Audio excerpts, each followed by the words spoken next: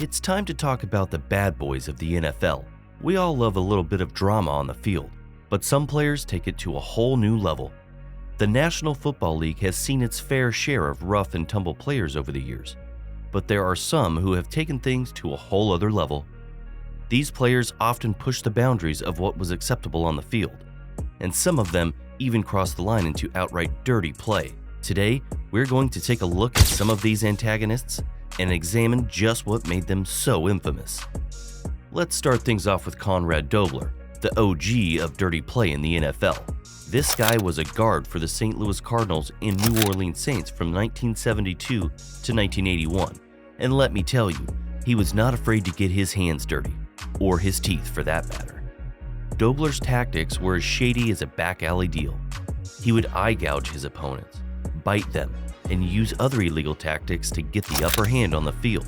I mean, who needs sportsmanship when you can just win by any means necessary? Am I right? But here's the thing. Dobler's dirty tactics weren't just reserved for the field. He was also a master of the trash talk game. Dobler's antics sometimes shadowed his skill as a player, which was pretty solid overall. He was selected to the Pro Bowl 3 times and even helped lead the Cardinals to their first playoff appearance in 26 years. So I guess you can say that even a dirty player can have his moments of greatness. Still, it's hard to overlook Dobler's dirty tactics. I mean, biting? Really? Who does that? It's like he was auditioning for a spot in the cast of The Walking Dead. And don't even get me started on the eye gouging. That's just plain barbaric. In the end, Dobler's legacy is one of infamy. He may have been a decent player, but he will always be remembered as one of the dirtiest players to ever grace the field. And hey, if you're going to be remembered for something, it might as well be for being a master of the dark arts of dirty play. Next up, we've got Bill Romanowski, the linebacker who made dirty play his trademark. This guy played for the San Francisco 49ers, Philadelphia Eagles, Denver Broncos, and Oakland Raiders from 1988 to 2003. And let me tell you, he was not afraid to throw some elbows. Romanowski's escapades included everything from spitting in opponents' faces to throwing punches on the field. And if you thought treating his opponents was bad, he even broke a teammate's eye socket during practice. Despite Romanowski's less than stellar reputation, he was actually a pretty decent player. He won 4 Super Bowl championships and was even named to the Pro Bowl twice. But let's not forget about the fines and suspensions. Romanowski was fined hundreds of thousands of dollars over the course of his career for various infractions, including spitting in an opponent's face and kicking a player in the head. He was suspended more times than anyone could keep track of, which is basically like taking a really long vacation, but without any of the excitement. In the end, Romanowski's legacy is one of violence and dirty play. He may have been a decent player, but he will always be remembered as one of the dirtiest players to ever grace the field. And hey, if you're going to go down in history, you might as well go down swinging, or spitting, or kicking, or whatever you prefer.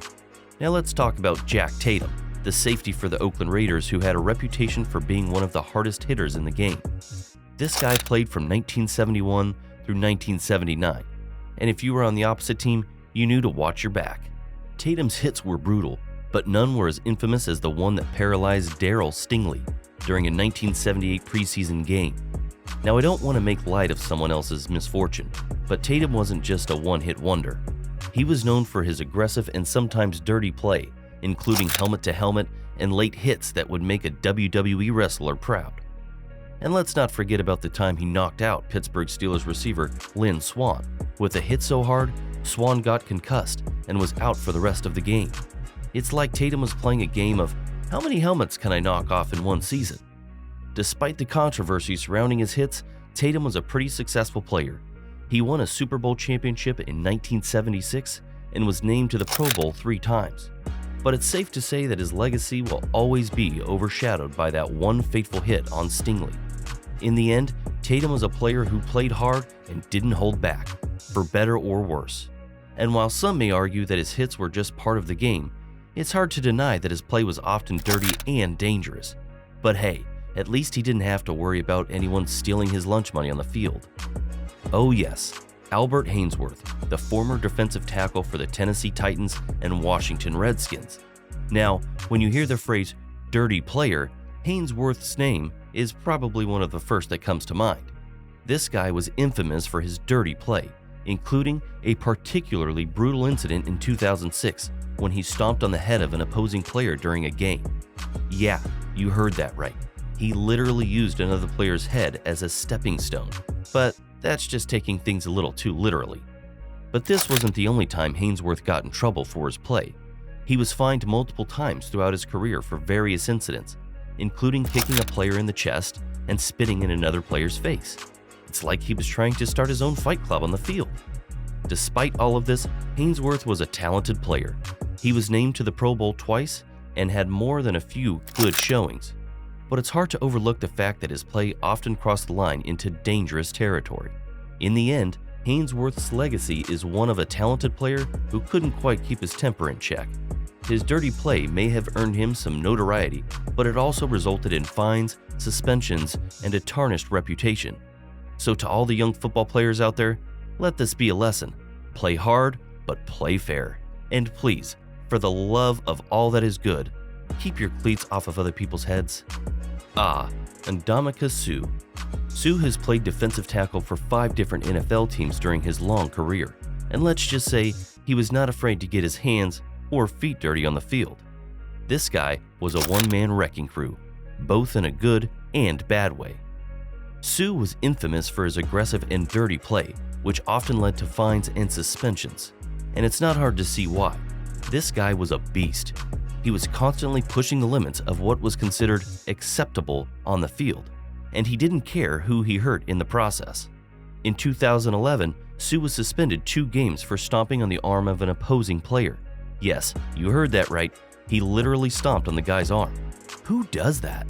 Apparently, Ndamukong Suh does. And that wasn't the only time he got in trouble for his on-field antics. He was fined multiple times throughout his career for hits that were deemed illegal by the league. Now, I'm not saying that Suh wasn't a talented player. He was a phenomenal talent, but he had a dark side to his game, a side that made him one of the dirtiest players in NFL history. And that's not just my opinion. Ask anyone who's watching him play, and they'll tell you the same thing. But hey, maybe Suh just had a different idea of what rough play meant.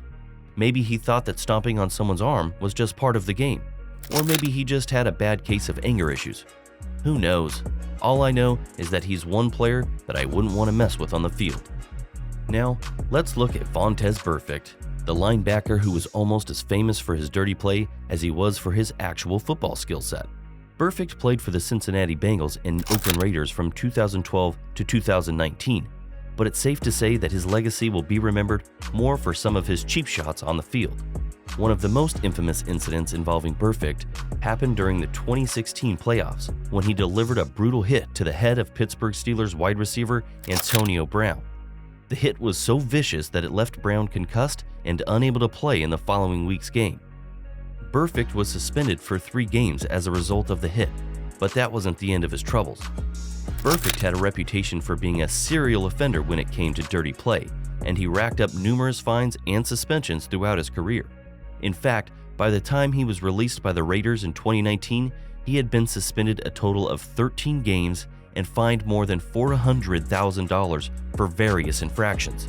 Some of his other dirty plays include twisting the ankles of Carolina Panthers quarterback Cam Newton and Arizona Cardinals running back David Johnson, as well as kneeing New England Patriots tight end Martellus Bennett in the back. It's no wonder that Burfict was so despised by many NFL fans and players alike. Like everyone else on the list, Burfict was actually a talented football player as well. He was a Pro Bowler in 2013 and a consistent starter on defense. However, his dirty play overshadowed his on-field accomplishments, and he will always be remembered as one of the NFL's dirtiest players. Did we miss anyone? Who else should make the list? Let us know in the comments, and don't forget to check out one of these videos right here.